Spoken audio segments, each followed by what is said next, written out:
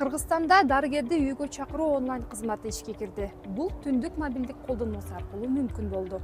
Мурда дарыгерди чакыруу үчүн каттоо бөлүмүнө келип, кезек күтүү керек болчу. Ал эми азыр түндүк колдонмосун ачып, өзүңүзчө балаңыз үчүн онлайн өтүнмө калтырсаңыз болот. Түндүк колдонмосун ачып, ден соолук бөлүмүнө кирип, онлайн медициналык кызматкерди үйгө чакыруу бөлүмүн тандайсыз. Андан соң өтүнмө жиберүү баскычын басып, ким үчүн чакырганыңызды тандайсыз. Кызматты өзүңүзчө балдарыңыз үчүн колдонсоңуз болот. Чыныгы жашаган дарегиңизди толтуруп, дарыгерди чакыруунун себебин белгилейсиз. Өзүңүзгө ыңгайлуу датаны тандап, өтүнмөнү жибересиз. Даяр. Сиздин өтүнмөңүз кароого жөнөтүлдү.